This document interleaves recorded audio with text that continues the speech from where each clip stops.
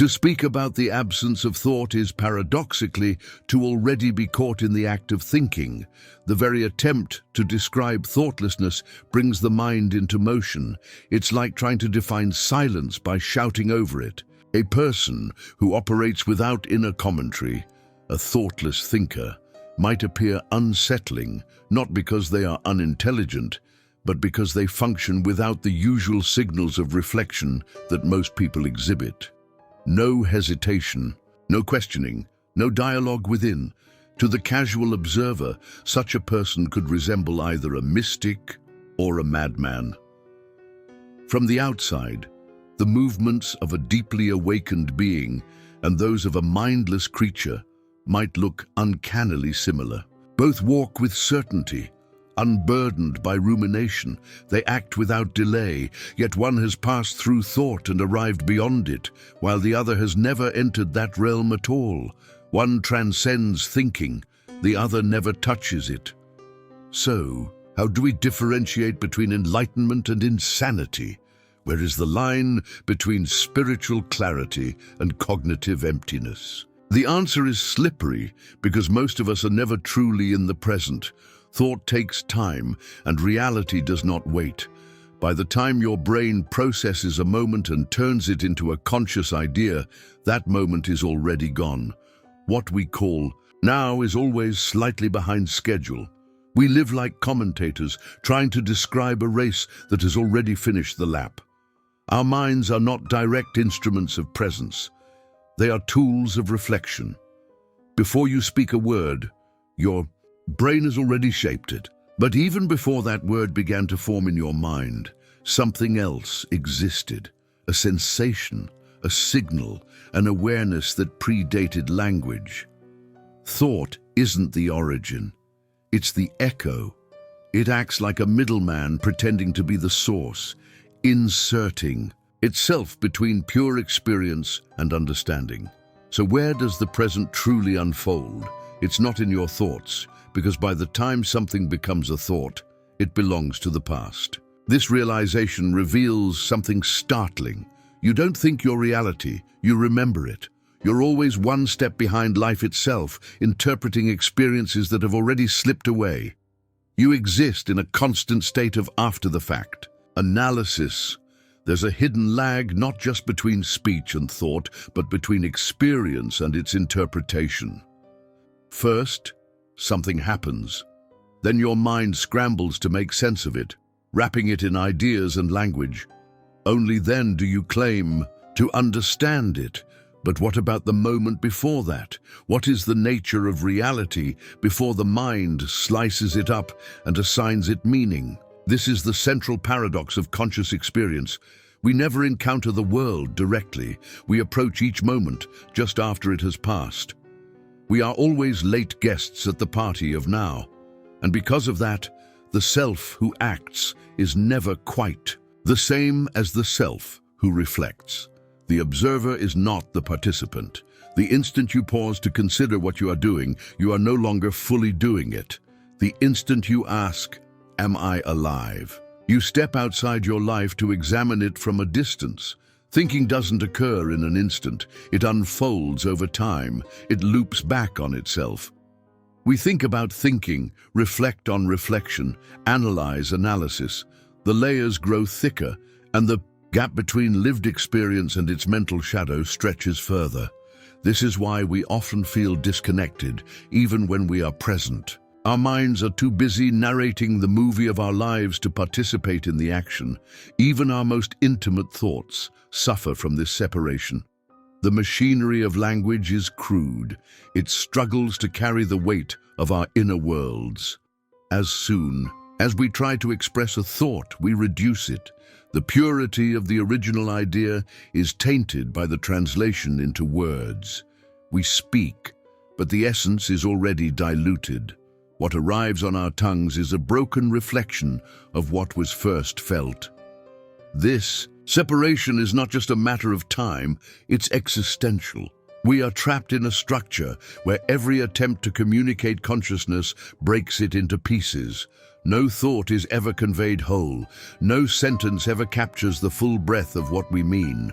We live in fragments, trying to stitch together coherence from shattered glimpses, and yet this fragmentation is unavoidable. It's built into the architecture of reflective awareness. The very ability to think about something requires distance from it. To analyze an experience, you must separate yourself from the experience. This is the cost of consciousness. To know, you must stand apart. But in standing apart, you lose contact with the immediacy of being. Even in silence, even in meditation, when the mind seems to quiet down, there remains a subtle witness, a background awareness that knows, I am not thinking. And this knowing is once again a form of thought. The watcher is still there. And as long as the watcher is present, thought has not disappeared. The paradox deepens.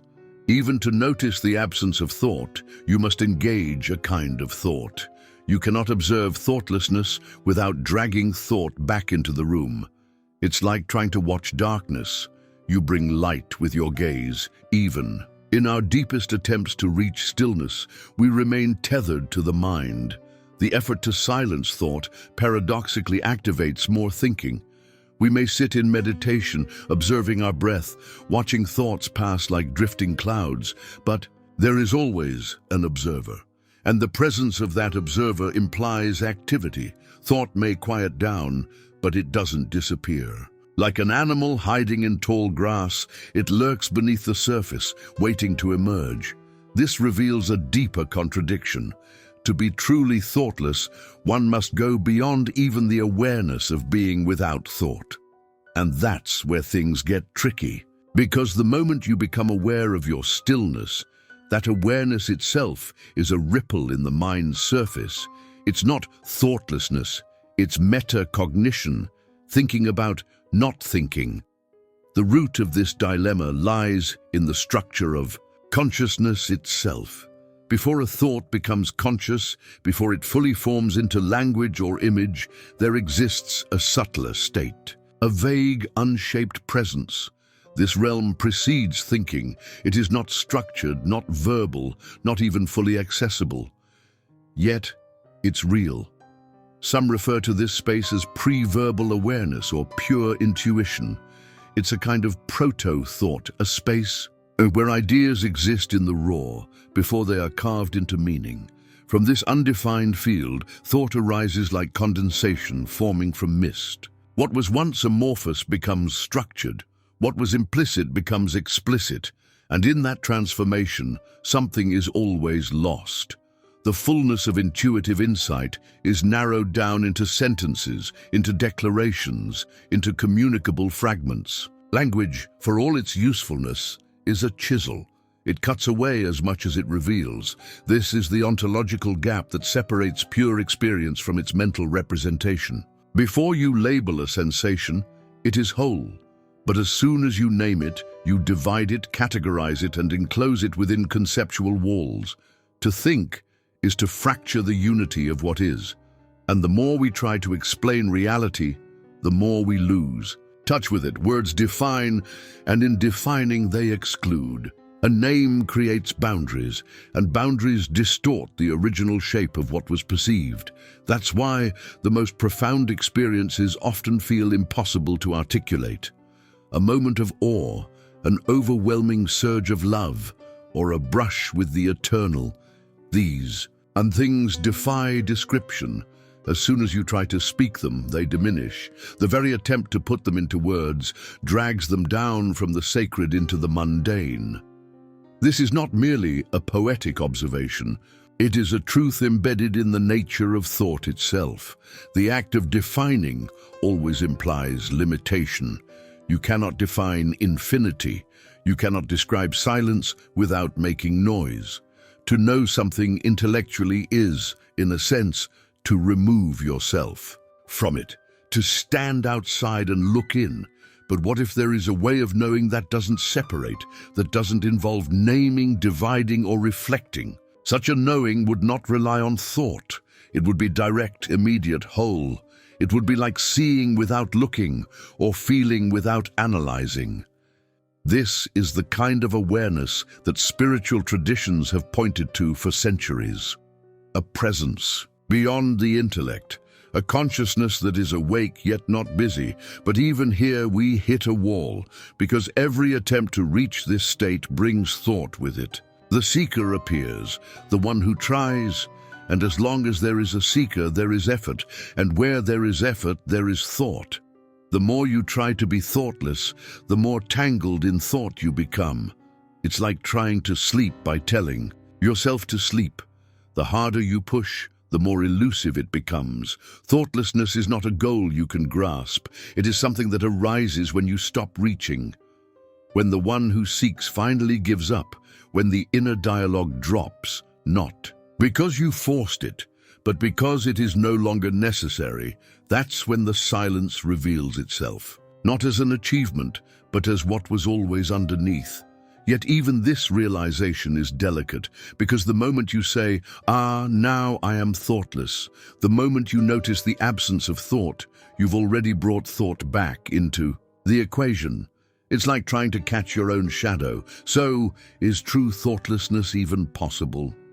Or is it an asymptote, something you can approach but never reach? Maybe it's not a destination, but a dynamic tension.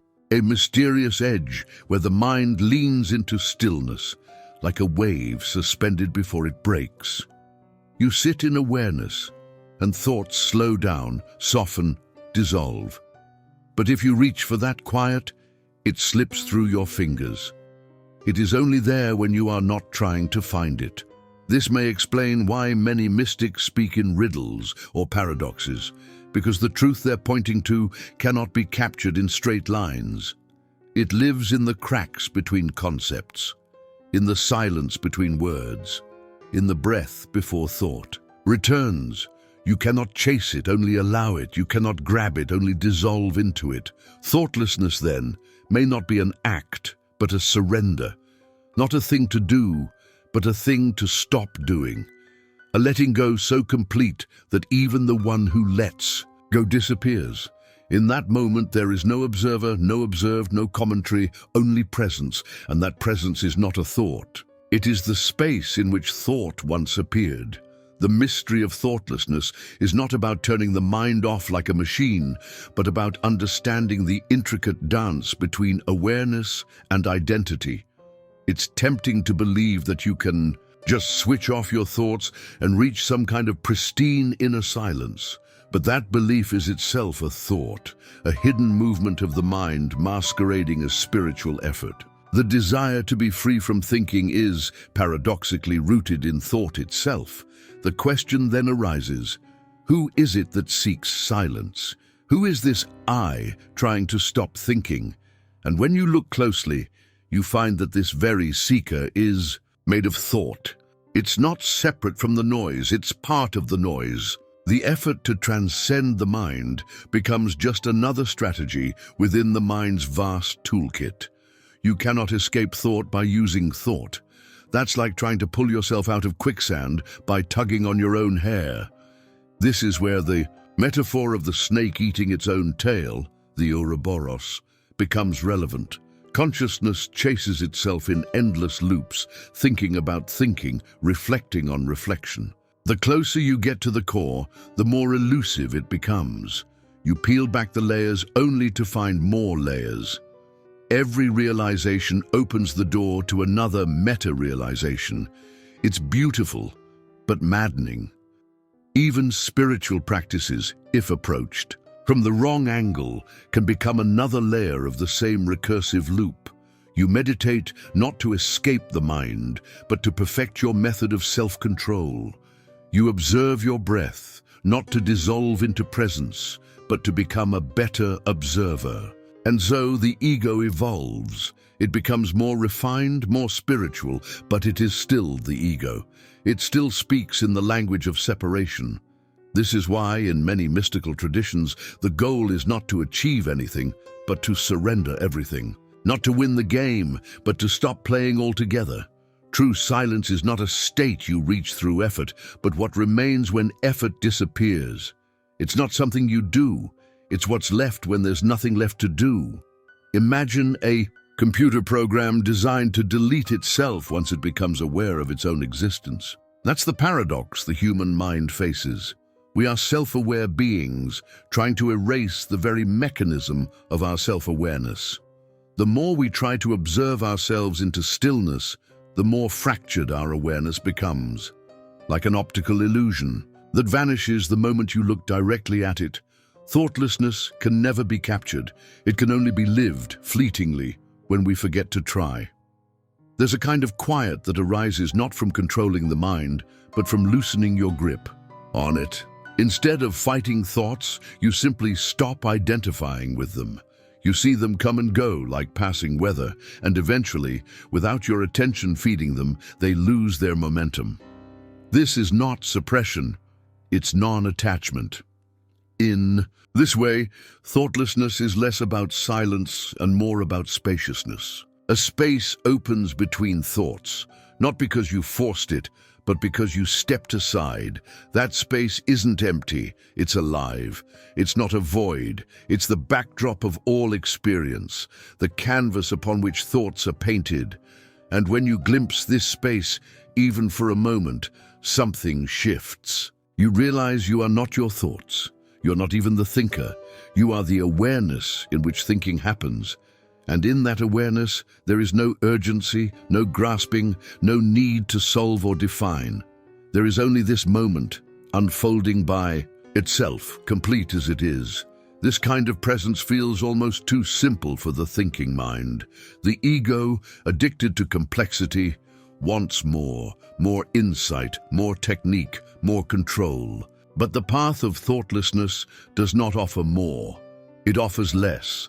It leads to the point where even the desire for clarity falls away, where even the notion of awakening dissolves into the background. That's why many who pursue deep spiritual insight feel as though they're teetering on the edge of madness. The structures that once gave meaning begin to crumble. The boundaries between self and world, between mind and matter, blur. And in that in-between space, it's hard to tell whether you're being liberated or unraveling. The awakened being and the lunatic both operate beyond the usual constraints of cognition. One has dissolved the self, the other has lost it. The surface behavior might look similar, but the inner orientation is completely different. In Tibetan Buddhism, there is the concept of the bardo, a liminal realm between death and rebirth, where the mind confronts itself in pure, unfiltered form. It is said that in this space, if one can recognize the true nature of consciousness, liberation becomes possible. But if one clings to thoughts, memories, or identity, the cycle begins again. What if the silence between thoughts is our own personal bardo? A micro-death of the ego, a chance to step outside the wheel of mental chatter and glimpse the unconditioned. But as long as we bring ourselves into the silence, as long as the watcher remains, we are still caught in the illusion.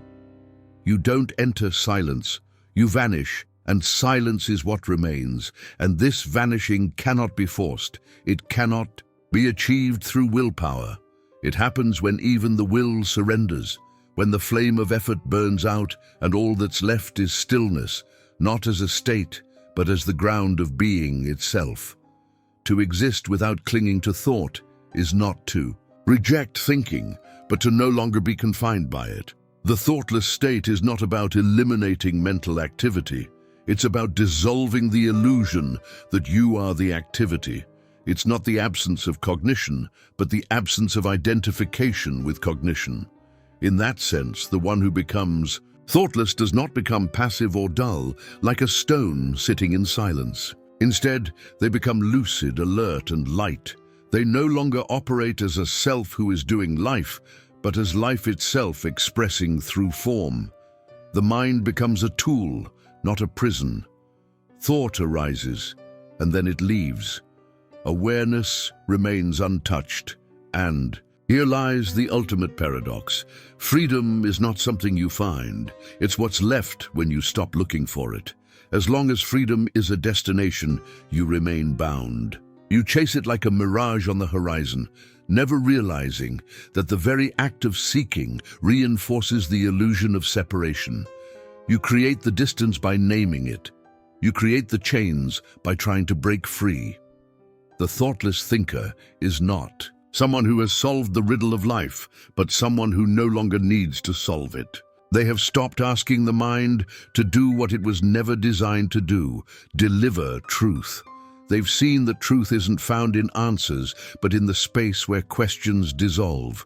Truth is not spoken, it is lived, and it is lived most fully. When there is no one left insisting on knowing, in that state, knowledge loses its pedestal. The mind bows to something deeper, something it cannot understand, but that it can feel.